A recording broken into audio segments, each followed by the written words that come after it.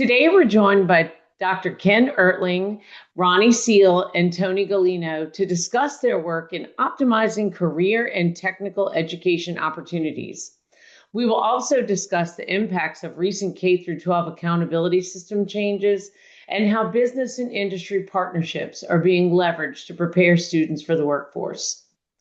Dr. Oertling currently serves as superintendent of St. Charles Parish Public Schools, having worked in the parish's school system for over 2 decades.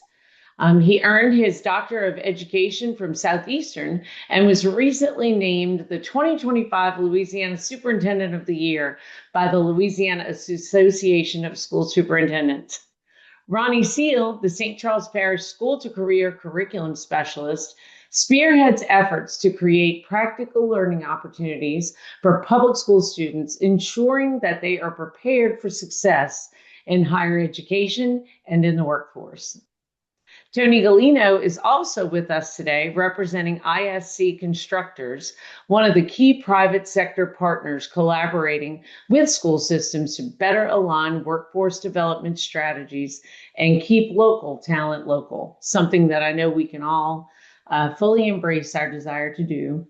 Dr. Oertling, Ronny, and Tony, thank you for joining us. Yes, ma'am. Thank you for having us, Ms. Stokes. Yes, thank you.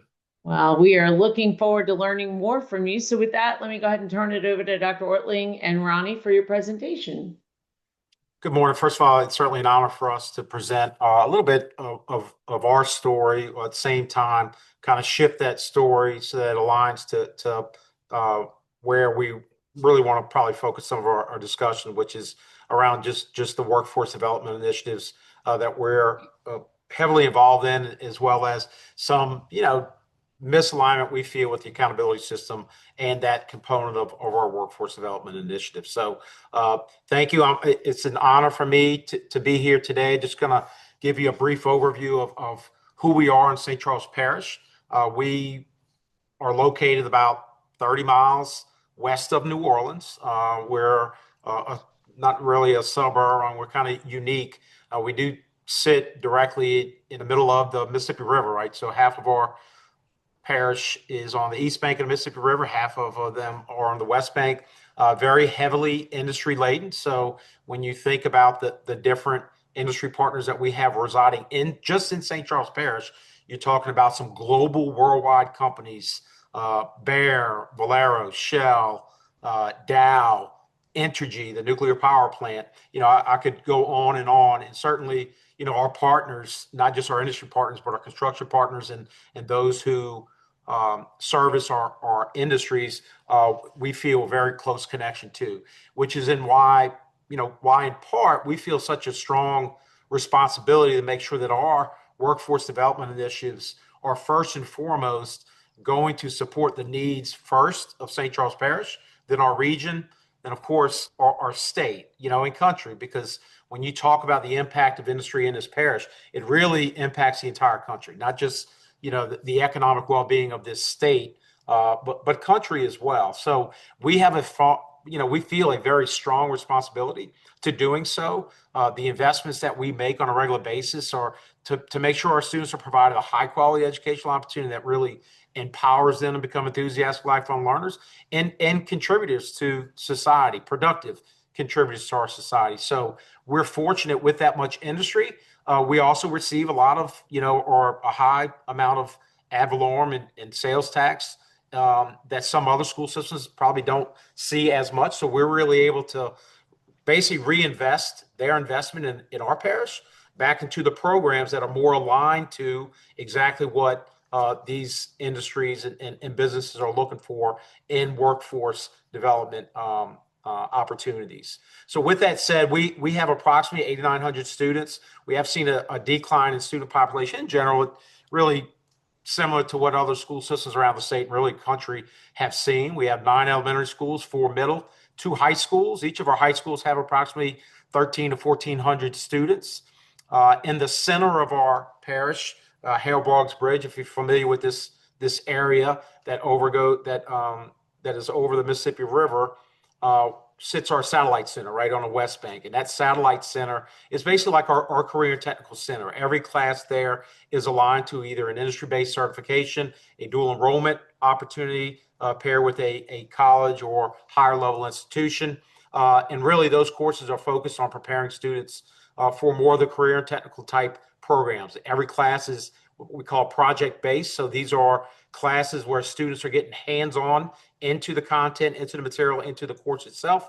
And it's very unique. And I know Mr. Seal will dive into this, but a lot of our courses are aligned with the help of our industry partners. So they sit on advisory boards with our staff to actually help develop and modify our curriculum so it meets their needs. And we're preparing our students to make sure that they're prepared when they either decide to continue on being educated in a higher level institution or perhaps go directly into the workforce.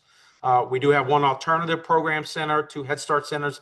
Next year, we'll actually have universal pre-K4, which our board just approved. That's something, not too many systems. There are a few around the state that do that. But once again, that's going to be completely funded within the context of our ability to generate revenue in St. Charles Parish. Because as you know, or most of you probably know, that pre-K4 is not funded except partially in some part with Head Start from a federal level. Very unique. Most people don't realize this either, that between 50 and 60% of our students are considered economically disadvantaged. Most times people think St. Charles Parish is a very affluent parish. In some parts we are. However, the majority of our students really come from economically disadvantaged homes. So when you talk about the outcomes and where we rank relative to benchmarks, we were number 1 in literacy last year. We're number 2 this year. We're in the top 5 or 10 in just about every category. When you look at accountability measures, academic achievement, those things are important for us to show that obviously we're reinvesting in making sure that our students are prepared for their future. You see that expenditure per pupil of $19,000. That really reflects our ability to generate local revenue. Millages that have been passed over a long period of time that our community really values our public school system. So we reinvest once again into programs and supports necessary to make sure that our students are successful. And then just generally speaking, our priorities the last few years, this is my 6th year as superintendent. These priorities have not changed. Student literacy, which obviously the impact that we've had there, kindergarten, college and career readiness, which we're here today to talk about, social emotional wellness and learning, because a student is more than just a letter grade or academic achievement. We really focus on the whole child, and of course, stakeholder engagement and belonging. We feel we have strong partnerships throughout our entire community. Our kind of catch motto is "You and I, we are St. Charles Parish Public Schools," and we really mean that. So we really strengthen the partnerships and value of the partnerships that we have, because it is a collective effort to make sure that we're provided the opportunities for our kids to really excel in different areas. Dr. Oertling, could I ask a quick question? Yes, ma'am. How does that $19,000 expenditure per pupil stack up against other parishes? Is it pretty much? It's not. I'm going to Ms. Stokes, and look, this is a policy-driven committee. When you look at the MFP, which was supposed to be a way to equitably fund school systems across the state, originally formed in the late 1990s, and is supposed to, by intent, increase by 2.75% every year since its inception. It's only been fully funded 3 times in the last 23, 24 years. So the original amount of 4,000, let's say, and I'm giving generalizations as far as the actual amounts, but it's not that far off. The original amount back in the late 1990s was about $4,000 per student. Basically, you could take that money and to educate a child, it may cost you $1,000, $2,000 more. And that's consideration of all salaries and those kind of things. So that money from the state, if you were less affluent or didn't generate as much money, you got more on the MFP front.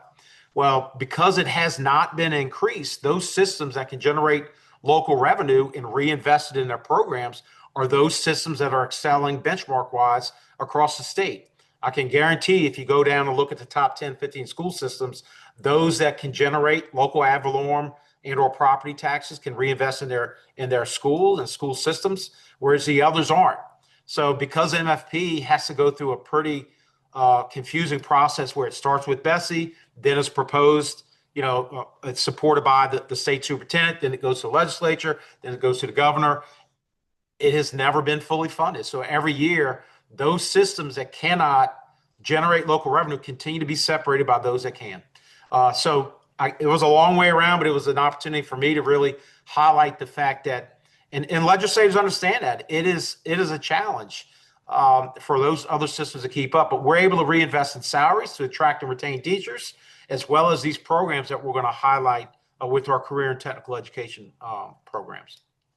Thank you. And yes, costs do continually go up, but we have kept this artificially frozen in time. Yeah. So basically, the amount right now is around $4,800, almost $5,000. Of course, we get the lowest amount because of the money that we raise, but think about just inflation in the last 3 years, okay, and what it costs to run a business or even pay your own insurance.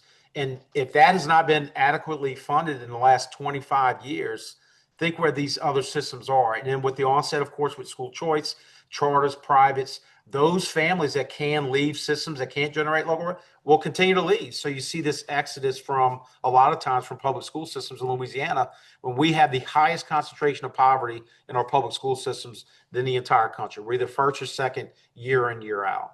So I mentioned our satellite center. So this center, our career and technical center, is, and I'm not going to read through all the different components, and Mr. Seal is going to go into how we came up with these pathways that we provide.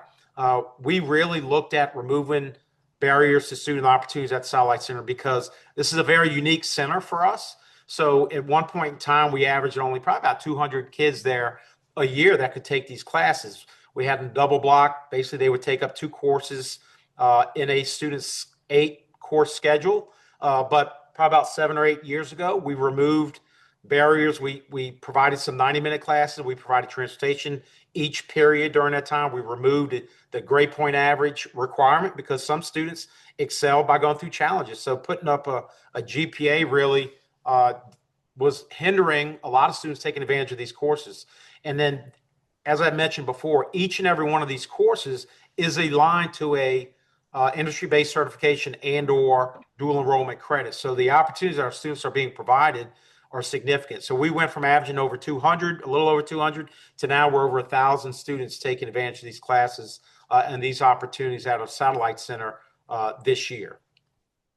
And then I'll let Mr. Seal kind of go into some of the highlights and increases that we've seen as a system, focus on our career and technical education pathways and how we develop those, what our partnerships are like with Mr. Tony and many others in our parish, and then kind of refocus on accountability and how we feel really, in some ways, we feel as though career and technical education, dual enrollment opportunities are being devalued in the new system.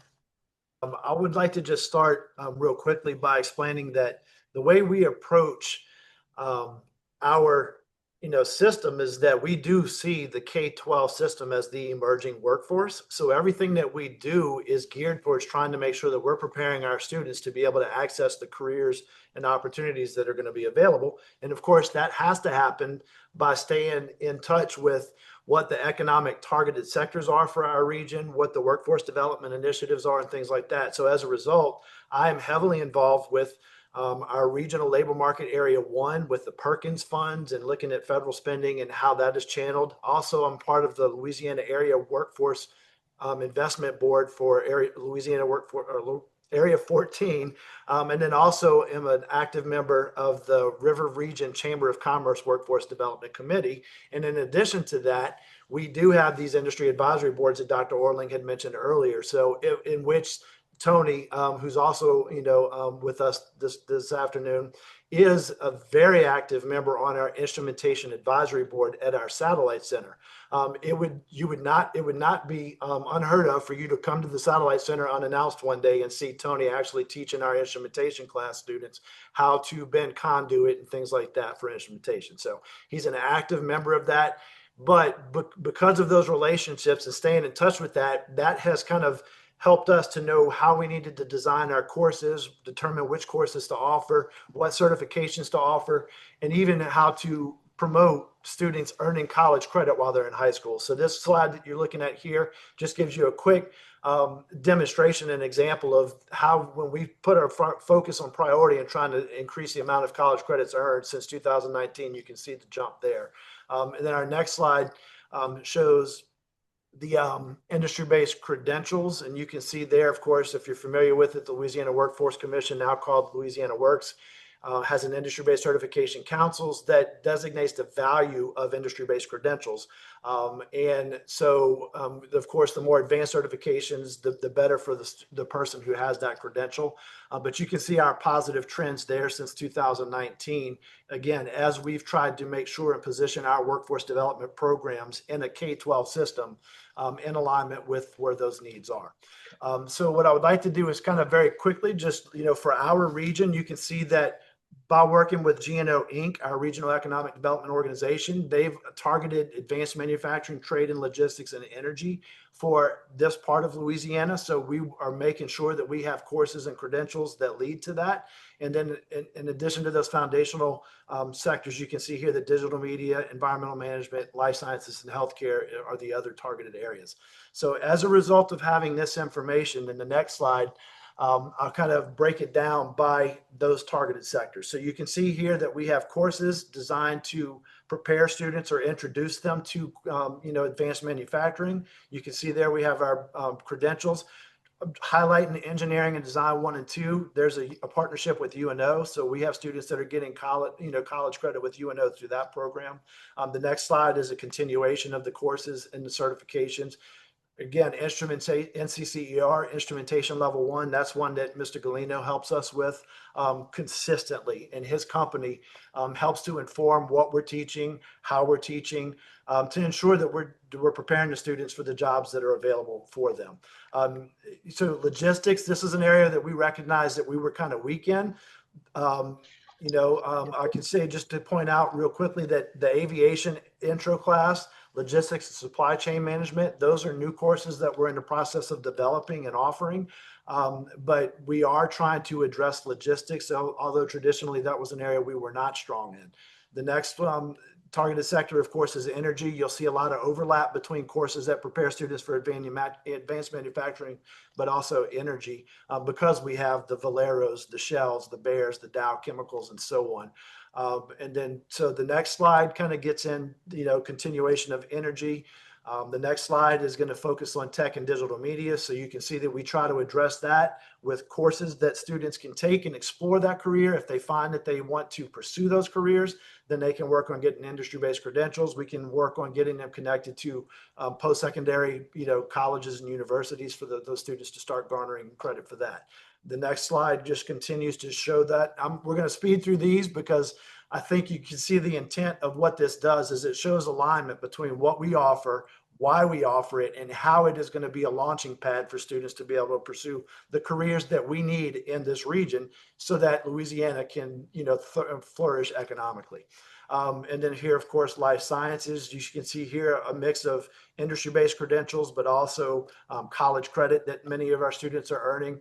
Just a quick note with that certified clinical medical assistant program, we have a lot of students who take that and become a certified medical assistant so they can work in a clinical setting while they're working on their 4-year degree to become a nurse or so on, or pursue, physical therapy, any of those other type of medical things. So there's a lot more here than what is just being presented here, but we just wanted to use this as an illustration of how that alignment is intentional. Of course, we do have other courses. For some reason, you may not have picked up on it, but here we are, 20, 30 minutes from New Orleans, and hospitality and tourism isn't actually a sector that's targeted for economic development in this area, but it is a staple and it is it drives it. So because of that, we do have some courses with a partnership with Delgado for students to be able to explore that as a possible career as well. And so at that point, I just wanted to kind of, paint the picture of that we try to make sure that we are building a K-12 system that is in alignment with our post-secondary trainers, with our industry partners like Tony, who can be able to kind of make sure that we're doing the right things and that we are intentional about preparing our students for those jobs. And then just after Dr. Oertling shares real quickly how this new accountability system is going to impact all of this intentionality, I think that Tony would be able to, from his industry perspective, his industry partner perspective, be able to, demonstrate and illustrate how, we don't necessarily think that the system that we're going to get rated with is going to be an accurate depiction of what we're doing for workforce development and economic development. Because if we're going to start trying to entice people to bring business and industry to our region, and we're getting tagged with an F, for example, on workforce development, when that's not an accurate description, then we think that that could be counterproductive for what we're trying to accomplish here in Louisiana. Hey, so just real briefly, and pardon, same thing with my briefness, and I know people aren't very informed when it comes to accountability, so I'm just going to try to provide a brief overview of the old accountability system. I call it old. We just got, we just received our updated scores 2 weeks ago, and we happened to go from a B to an A as a district. Both of our high schools are an A. And when we talk about accountability systems are designed in part to incentivize systems to invest in certain programs. So when you look at 3 levels of accountability between elementary, middle, and high, I want to kind of give you an overview of the old formula and then an overview of the new formula and the differences between. The Bessie board adopted these changes last year that would go into effect now. So right now we have simulated scores in addition to our old performance scores, and there's quite a bit of a difference there. Now, look, I'll say this to begin with. The changes that they made, I thought in some areas was good. We just fundamentally disagree with some of the changes relative to high school. So with that said, generally speaking, for elementary schools, a performance score is based on 70%. You see that green part is based on an assessment of assessments that students take from 3rd grade through 8th grade, 3rd grade through 5th grade, in English, math, science, and social studies. So basically, the LEAP 2025 represents what students attain on it, with the goal to reach mastery or above would be 70%. So 70% of a score would be centered around the actual achievement on those tests. 25% of their score, elementary schools, is based on growth. So the expectation is that every child enters our classroom, that we're growing them, that we're adding value to them. So the State Department came up with a way to determine whether or not students were growing towards mastery and or advanced. So currently, or the old system, 25% of a school score was based on growth on those tests from one year to the next. So if you had a basic in 3rd grade in English, ELA, and you moved up to mastery in 4th grade, then obviously we've added value, you've grown, you get a high mark in that 25% category. And the 5% is what they call interests and opportunities. Basically, are you offering PE? Are you offering these other opportunities for kids as part of a student's educational path? And as far as workforce development, I'd like to add that in that interest and opportunities, schools were getting credit for offering STEAM classes and units and things like that for science, technology, engineering, mathematics. So that is embedded in that as well. Yep. Okay, and then moving on to middle school and the old accountability system. I'm not going to go over all of these, but basically you can see the green indicator, 65% is based on assessment, what students actually make on the test, with credit only given for basic, mastery, or advanced. 25% growth, 5% interest and opportunities, which is very similar to the elementary schools. And this other 5% is what they call dropout credit accumulation index. What that is basically is how many credits students earn their 9th grade year in high school. Because if, as a middle school, if you're preparing kids to do well in high school, then you want to see some value in making sure that those students are prepared and not failing classes by the time they get to 9th grade. So in the old accountability system, there was a small value for that as well. So those are elementary and middle school, old scores. Moving on to our high schools, 25. Now think about high school. Has a much different purpose, right? From a foundational standpoint, elementary, middle, you want the foundational knowledge, core content, skills, those kind of things being built as they transition to high school. Really, the purpose is changing. You're now preparing students to enter directly into the workforce, to maybe go on to secondary, some type of secondary institution. building skills, workforce skills, what we call future ready skills and competencies, so that students are being prepared with not just the academic component, but also some other skills and assets that prepare them to choose whatever pathway they want for their successful future from that standpoint. So the high school formula looks different. The old formula, 25% was based on how well students did on the ACT. So basically, if a student scored an 18 or higher, you got a different amount of value for each one of those points, 18, 19, 20 on up. So you kind of think of that as that 25%, those students that are going to the college, right? How well are we being able to compare ourselves with other schools and systems relative to that work? The next, I'm going to go over the 20%, is the cohort graduation rate. In other words, how many students come in ninth grade and graduate? What's the percentage? If you have 100 students come in at ninth grade at one of your high schools and 100% of, or 100 of them graduate, that's 100%. That's what your score is in that particular category, which is weighted 20% of the old accountability system. When we talk about assessments in high school, there are 6 end of course assessments. Basically, Louisiana, 3 out of the 6 you have to pass in order to graduate. Okay, so it's high stakes testing. So you have 2 math, geometry and algebra, 2 English, English 1 and English 2, and then you have 1 science, which is biology. Okay, biology and then U.S. history, I'm sorry. And it's actually changing from U.S. history to civics. So basically 6 tests. Now, most kids take those between their freshman, sophomore, and some junior year, but the majority between the freshman and sophomore year. So those 6 end of course tests, 3 of which you have to pass in order to graduate, represents these two 12.5% pieces of the pie. 12.5% based on achievement on those assessments, and the other 12.5% based on the growth in those assessments. And when you look there, I think that's a relatively good representation of high school achievement from a standpoint of knowledge and skills. So far, ACT 25%, cohort graduation rate, the 20% assessment, growth, and achievement, 25%. And then the last 25% is the Strength of Diploma Index. This is really where you're measuring how well you're preparing students for college, career and technical education, because what it does is gives you value for having students graduate with industry-based certifications, dual enrollment credits, as well as how well they do on AP exams, to name a few. So those few slides before, when we focused on the increases in dual enrollment, up to last year, 4,269 college credits, industry-based credentials, almost 1,100 total industry-based credentials.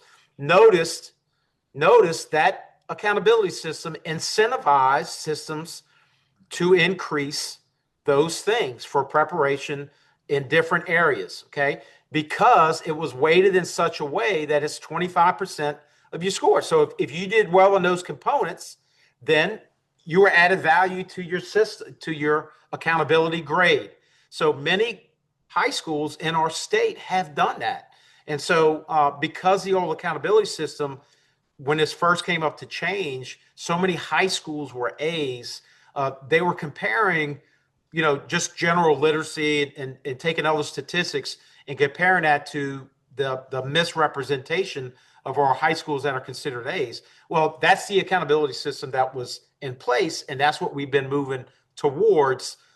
So what they've done is they've changed the accountability system. And the new accountability system, which I'm going to get into now, is represented on these 2 slides. I'm going to go obviously a little bit more in detail with the high school. And the new one, and this is where I agree with Bessie and the state. The state has done a lot of great work relative to literacy, numeracy.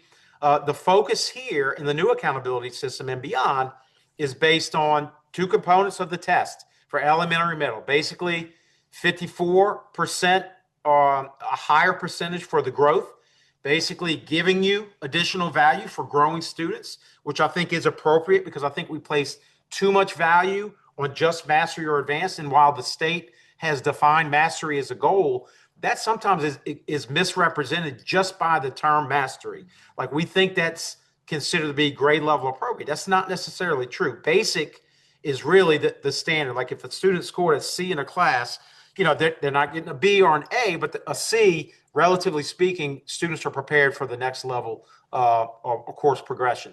However, many times we misrepresent that by saying we're trying to attain mastery, but mastery does not mean necessarily that you're not, or They can't read. correct, that they can't read. So they were preparing, they were comparing these two things that, to me, that gives you the wrong impression of what's actually taking place. So with that said, 54% growth, 46% actual achieve. That's fair to me. That's a good transition or shift.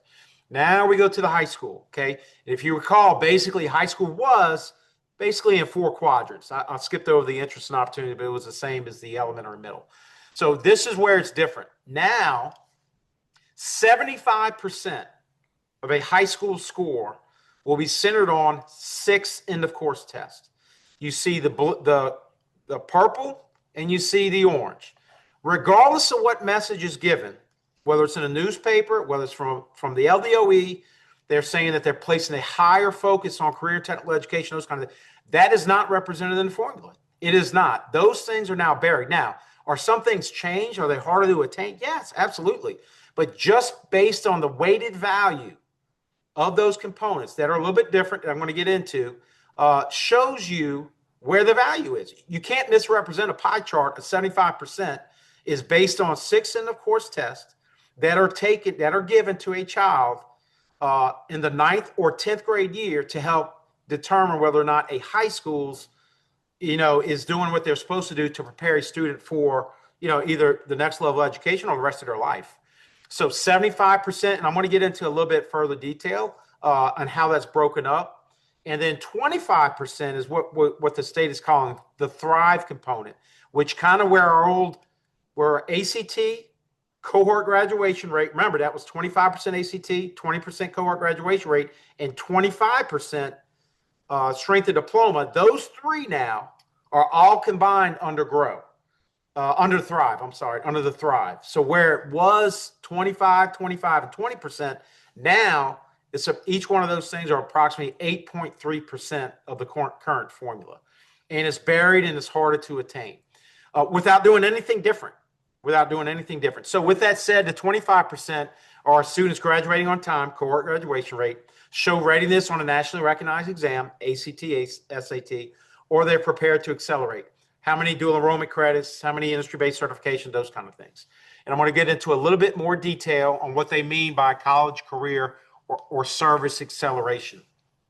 So basically, we categorize students typically into college or career. Okay, so Louisiana has the Jumpstart pathway, which are more career-focused, career technical, and you have the college or university accelerated pathway, which is basically students more or less prepared for a 4-year college. So if you look in that first column, basically, now remind you, this is all part of that 25%.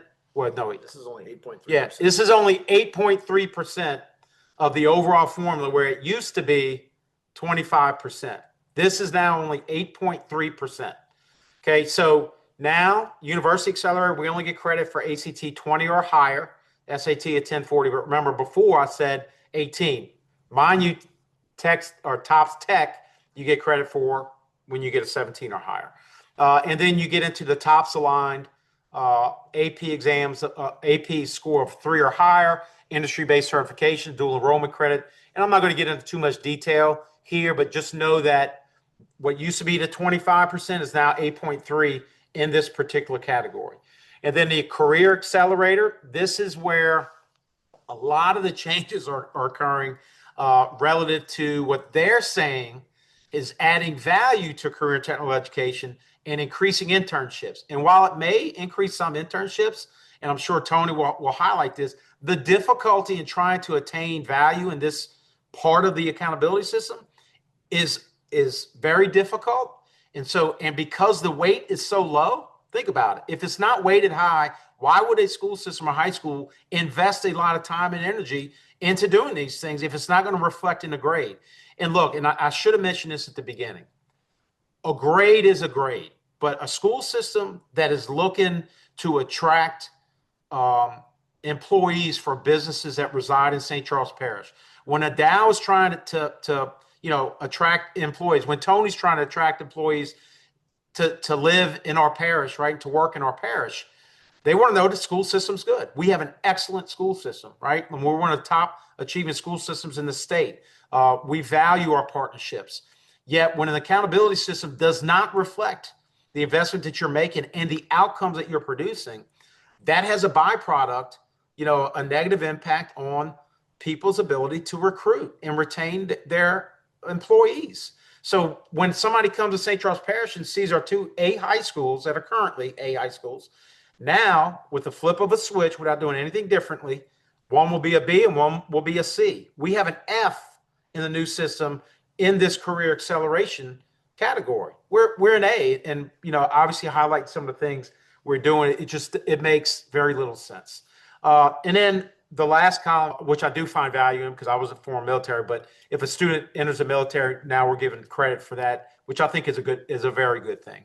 The career accelerator, let me just talk a little bit about that. Basically, if a student is on that career pathway now, the student has to take a cluster of courses. This is that basic bundle. And they have to take an internship, a paid internship.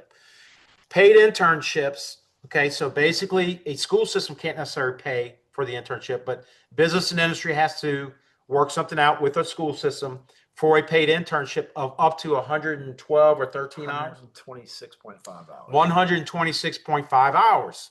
So basically our partners would be required to take, we have 350 students, between 300 and 350 seniors at each of our high schools.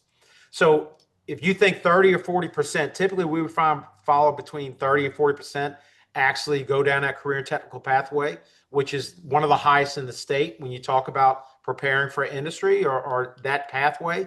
30 or 40% of those 350 kids, so you're talking 120, 130 kids, would need a paid internship, pass all these courses, and earn those credentials in order for us to get any credit at all.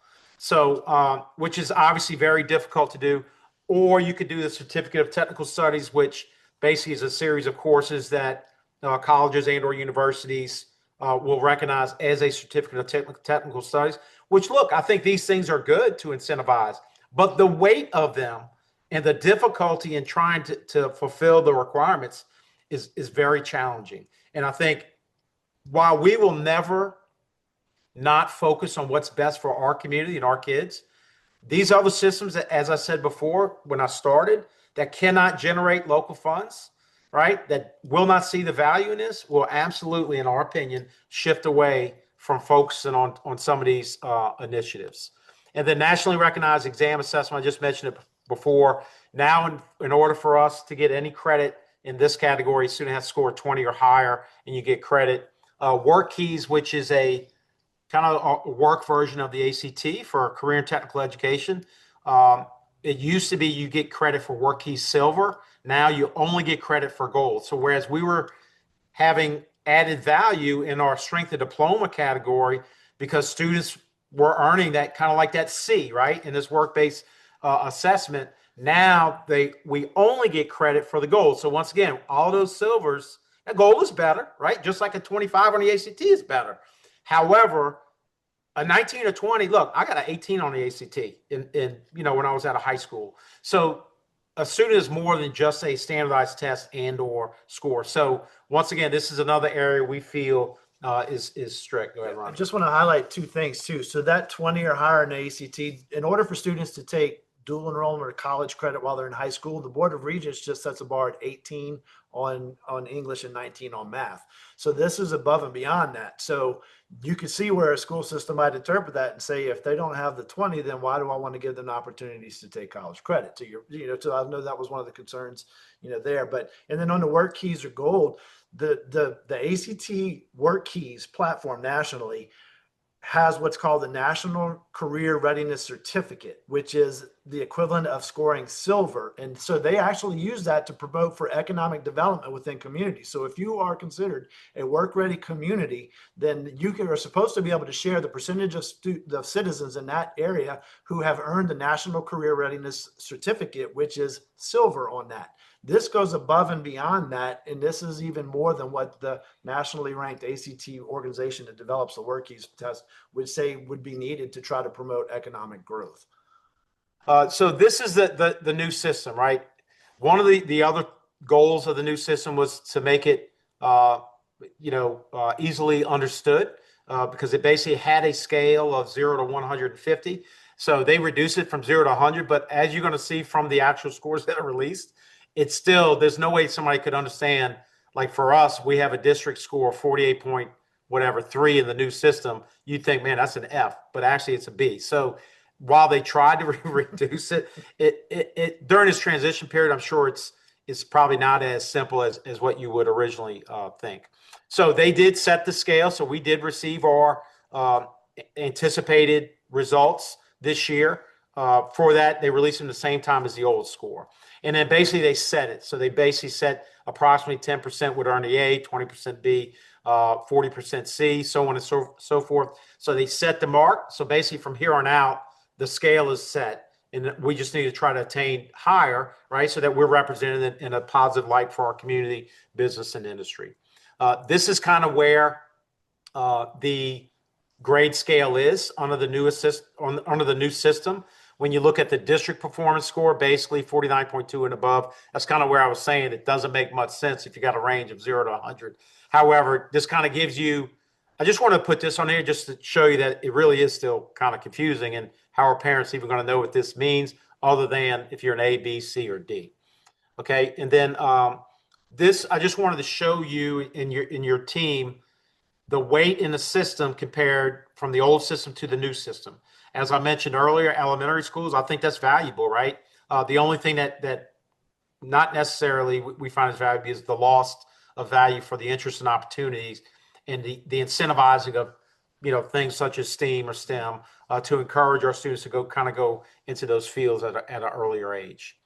Middle school is very similar, except you lose the interest and opportunities in the DCAI. You see the increase in growth and decrease on achievement. High schools, obviously, this is where the largest change occurs. And I'm just going to put this on the screen. You see the achievements went from 12.5 to 33, growth on assessment 12.5 to 42, graduation rate, on down, college and career credentials. And so not only did we decrease the weight and value, but you have also increased the rigor of which to attain those things. So when you take those two things into consideration, where are systems going to land? We all want, good accountability scores. So some systems that can tweak some things, and we have to align ourselves with the accountability system. But we also know it's going to be very difficult for us to attain a high letter grade in some of these categories. And then this is our district performance score. So every school gets a performance score, and every district gets a school performance score. So basically, a school takes a combination of all their students, and they come up with a score based on all those different achievement levels that they're supposed to achieve on growth and achievement. And a school system takes all of our kids in our entire school system, and it applies that accountability formula, and you get a score. You'll see four different sets of grade. This is the old accountability system where my clicker is. So if you see, notice for ACT, we're considered a C, right? Our rate was, I think, a 19.6, but also mind you that we test all of our kids, right? So we were a C in that category. We are an A in the strength of diploma. We are an A in cohort graduation rate. We have over a 90% cohort graduation rate. And then for our interests and opportunities, we're an A. That reflected, in our opinion, our investment in the programs necessary to prepare kids for college and or career. In the new accountability system, this Thrive, we are still considered an A in our cohort graduation rate. Now remember, that's only 8% now, so it's not weighted as heavily. Nationally recognized exam, that's the SAT and ACT. We're considered a C, which is the same as it was previously. And this is where the drop is. right? Where we were considered to be, an A, we're now, F's and a C. So this is from basically from 3 years out. So we've made, and obviously you see the growth that we've made, relatively speaking over the last few years, but you see the devaluing of this category. Acceleration of the college coursework, career training, or service, period. And then these are the statewide totals. So at the beginning of the presentation, I kind of mentioned some of the discussions that were taking place at the time of shifts in accountability system, which we advocated vehemently against some of the changes over and over at Bessie, testifying, you name it. And at the time, I was actually president of the Louisiana Association of School Superintendents, with suggestions on how we could still attain increasing the rigor of the accountability system, while at the same time making sure that we place the value which is necessary on our different career and technical education, as well as our college preparatory courses and categories for high schools. So you'll see the letter grades that have changed. Remember that the initial language out there was that we had too many high schools with A's, and we're one of the lowest literate states in the entire country, which obviously you've seen the last few years. We've changed that narrative. But you see overall letter grade decreased by 44%, elementary schools 32%, combination schools 16%, 76% of high schools across the state changed letter grades. I gave you an example of just our two, Hahnville Industrial and High School, without doing anything different. Both are A's, strong A's. Now one will be a B, one will be a C going into next year. And then how it affected us from the current system, we had approximately 27% A's. We're down to 13%, 6-7% B's. Obviously, you see where the squish kind of occurred relative to those scores. That kind of summarizes our, presentation for an overview on further discussion. Well, it's before Tony starts, it's just so inconsistent with our goals of getting career and technical training in people's hands. And so just want to kind of talk about our perspective on some of it. The biggest concern that we had, a lot of it, was around the internships. Again, we're a very large national industrial electrical contracting company based out of Baton Rouge, where our home office is and where we were started. And the reality is, chemical plants, oil refineries, anything like that, we generally do need people. We want to get people involved in these trades. And we feel like the required internship, again, is an internship a great thing for someone in high school? Absolutely. Everybody can agree on that. Also, should it be a mandatory thing and a critical thing necessary to graduate, to account for points or scores for a high school? I don't believe so. I think sports are great, right? And they're value added to people also, but we don't make people mandatory to go be on a football team so they can learn team building and sports, right? All of those are great things that do help have a well-rounded person.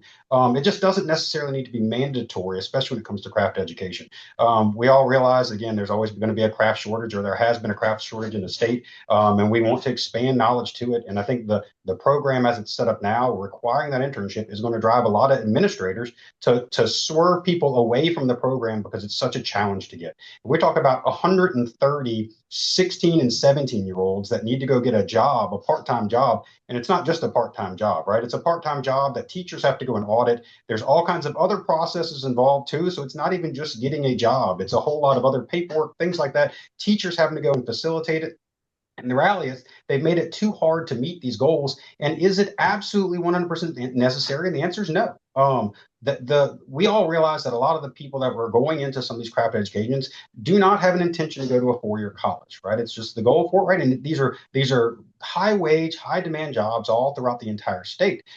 So to try and move people out of that because they need to go get some kind of internship. But the other thing is too, what if someone's already struggling in some of the other classes? Maybe they have to redo an English class to be able to graduate. Where are you giving that kid time to be able to focus on the core things that he or she is probably already struggling with, right? If you're not great at English, or you're not great at social studies or science, chances are you need to spend more time at your house working on those things and studying so you can graduate, right? Your life goal might be an electrician or a welder.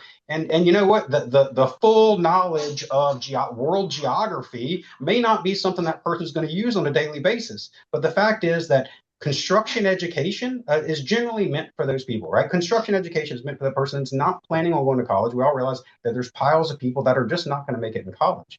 And again, their time spent that's outside of school should be focusing on the other grades that aren't their electrical class or not their welding class, so they can actually graduate, right? The other thing is too, how do you get, so we talk about disadvantaged areas, 50% of your area is economically disadvantaged people. So let me tell you this, let me ask you this question. If you're a 16-year-old kid, how do you get back and forth to your internship job? What if you don't have a car, right? What if you just don't have a car? Right. I mean, this is of the mindset. Again, we have school buses to go pick that kid up from his house and bring him to school. Most of the time we're doing free lunches and all this kind of stuff to help these people graduate. So we tell them now that in order for you to be able to do this stuff, we feel like you have to not only do all the basic things, but somehow you have to go someplace that's not just to school and home. How are you supposed to do it? Are we going to provide people transportation to these 130 kids to get to these 20-hour-a-week jobs? All right. And it doesn't even necessarily have to be in craft construction, which is the crazy part, right? You can go work at a grocery store and it can count as an internship towards that, right? Thank It doesn't you for bringing have that to up, Tony. Yes. It's just a job, any job. You can go work at McDonald's 20 hours a week, and that counts towards your internship count for your electrician degree in high school. I mean, like I said, my stuff, I got people that are 18 years old, graduate from high school, decide they want to do this because they started out at a satellite center, right? They've taken level 1 instrumentation. They want to go to ABC Bayou for levels 2, 3, and 4. But the reality is, at that point in time is when we pick them up, right? We can give them a full-time job where they can work full-time during the day and go to school 2 nights a week. We pay for their school. We do it for, 150 kids a year, or grown adults at that point in time. They're 18 years old. And they can afford to make the effort to be able to afford a car with insurance and gas and things like that. Working 20 hours a week at McDonald's does not often allow people to afford a car and insurance and gas, right? And so how do you tell this kid this is what you have to do? You have to have this while you're in high school. Don't focus on high school programs. Don't focus on on passing your other courses, right? Don't focus on studying for school because you got to go to McDonald's tonight to go flip burgers for the next 2 hours because you want to be an electrician. Right? It doesn't make sense. It doesn't make sense. We don't require it for anybody else. We don't require it for any other program. I haven't seen an internship. Y'all could probably explain a little bit better if internships are required for any other program other than craft construction. And the reality is, we have so much OSHA requirements. It doesn't even get into the 16 and 17-year-olds on drug testing, right? So almost everybody, commercial and industrial electrician, in order to work in industrial, you have to be 18. You have to have a transportation worker identification card, which means you have to be 18 years old to get it. So only the seniors or whatever that are 18 could even potentially get a TWIC, which is the requirement to do most of the work. But let's say you're working on a commercial job. Got to be able to do drug testing because it's almost a requirement pretty much everywhere. Can't drug test minors most of the time. The parents have to be there. So the kid wants to become an electrician. I got to tell you that you got to tell your parents that they got to leave work to go to a drug testing facility to go and drug test so that you can take this class to potentially be an electrician. Oh, and you got to go to an internship. It's asking so much of someone who should really just be focusing on studies. Like I said, the drug testing side, the safety side of it, again, we have mandatory OSHA requirements where we have piles of different things we have to do with training to get somebody up, just to get them enough training beforehand so we can get them to work, right? The federal requirements from OSHA, all this training we have to do to invest in somebody. And it's piles and piles of time and effort that we have to put into somebody for an internship just so we can actually get them to a job site. Most of the time they can't work full time, right? Because they do have other classes. So you're talking about trying to find a few hours a day that I can get somebody in. And the reality is for those few hours, they would just have to be doing safety stuff and then they would go home. They're not actually learning. They're not participating. All they're doing is learning the safety side because of all of our requirements for it. I think it's too much to ask. That's my personal opinion with it. That's a corporate opinion. And again, you're looking at St. Charles Parish, which has 2 high schools. East Baton Rouge Parish has 14 high schools. 14, right? Totally. How many internships do you need for 14 high schools, right? Yeah, the Ascension Parish has 6 high schools, I think now. I think 6. I think that's the right number, right? 6 giant high schools in Ascension Parish. How many additional internships do you need for those people? Again, this isn't 20-year-olds. This is 16 and 17-year-olds. How many possible internships can we have that we can put 2,000 high school kids at 16 and 17 to go in and out working 20 hours a week. It's not a feasible thing. And again, value add, absolutely. Mandatory, critical for them to graduate. For the school to get the points for that, to get the credit for putting in the hard work to getting these kids into a life skill. I don't understand it. Yeah, I've got, as a business owner, I have to completely understand and agree, because I mean, we even just interns from colleges, sometimes for it to be a mandatory part of their schooling, you can't pay them. So now we're asking people also to pay them. So now you've got to find the resources, and not every business has, 1,000. It's basically going to cost $1,000 or more. Miss Julie, let me say this. So think about those rural parishes in our state. Like, you're talking about St. Charles, Ascension, East Baton Rouge. Like, we're all heavily industry laden, right? I mean, at least we have people we can reach out to see if we can do this. Like, you go to other parishes, I already said how, to me, inequitable the funding formula is in general of public education in the state. Add on top of this required, those systems aren't going to, they cannot. And look, and now Bessie and LDO, they're trying to encourage us to think out the box. I'm like, the box is so small. I mean, yeah, you're thinking outside, but it's going to be nearly impossible for others. And then, so what does that do? That continues to reflect poorly on public school systems in Louisiana, which continues to add to the same narrative that public school systems in our state cannot provide the support necessary for kids to become successful, which is just not true. It's just not true. Yeah, and yeah, there's so many things in all of this that I've always been concerned about. Even just the concept of mastery. When we looked like we had such poor LEAP scores and such poor school scores, and then we came out so well on the NAEP. And I thought, oh man, we're spending a lot of time demoralizing everybody to just turn around and feel like everything's great, And look, and honestly, what you just said to me, most people do not understand. In this whole movement, with private, charter, public, or charter school movement, education is $1 billion industry. I'm all about school. Look, I attended the Catholic school when I was, kindergarten through 8th grade. That's a parent's choice. I agree. But don't defund or make sure the value that you're adding to a public school system, which is the primary engine for workforce development, is given the tools necessary to be successful. And year after year, we do not. And we get behind the narrative, small things such as mastery. People automatically think these kids aren't at their appropriate grade level or can't achieve, basic understanding concepts because they didn't get mastery on a LEAP. That's just false.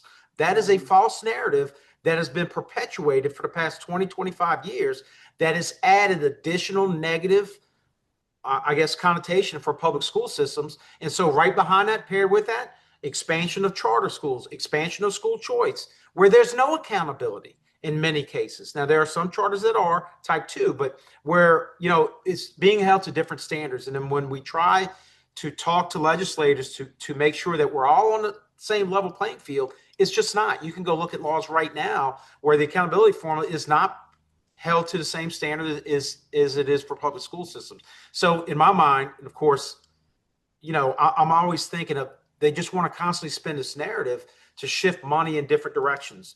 And so those systems that can generate it, we're going to continue to do it because we know what our obligation is. But those systems that can't, that's what we try to speak up for, because these are all our students, right? This is all our economy. This is all our country.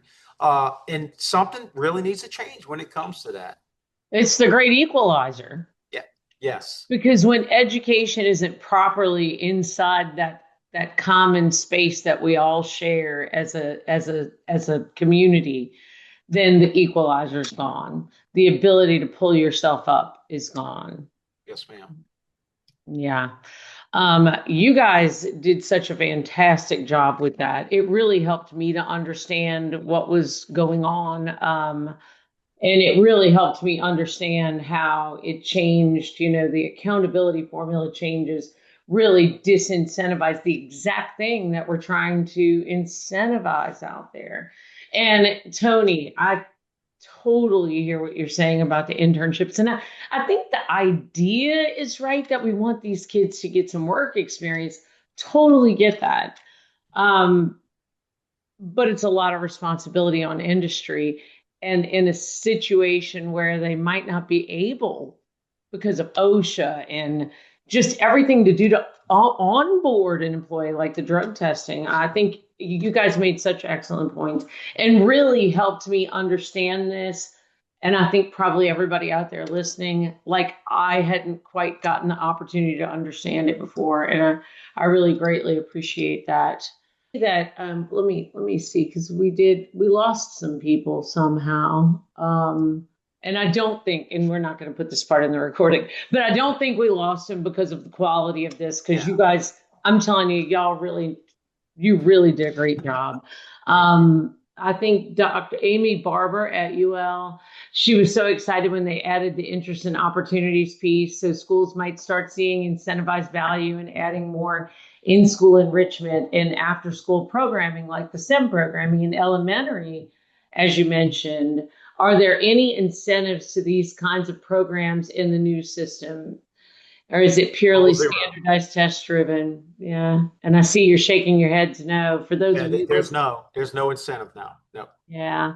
Yeah. And that it's so counterproductive to what we're trying to do as a state. And hopefully, you guys and, all of the voices that can activate this during legislative session can make some changes here. And then also she said, the nice thing about interest and opportunities is the things like internships could be one option in that category, opposed to specifically naming internships as incentivized.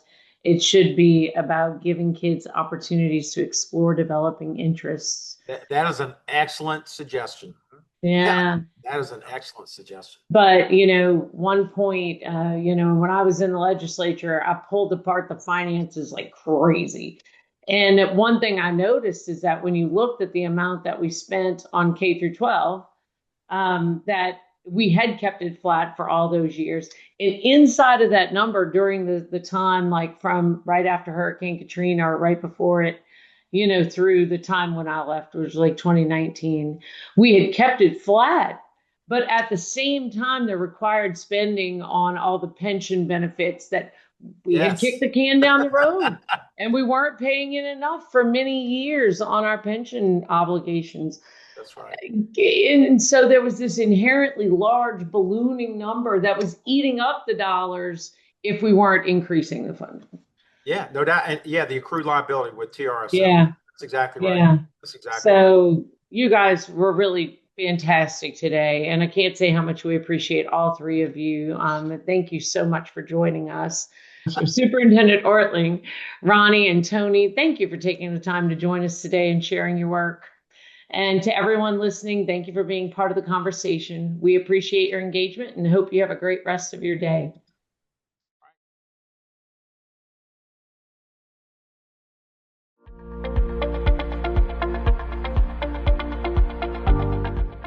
If you're interested in these types of policy talks, check us out on Ellevate Louisiana's website, where you can learn more about our events, our policy committees, advocacy efforts, and how to join.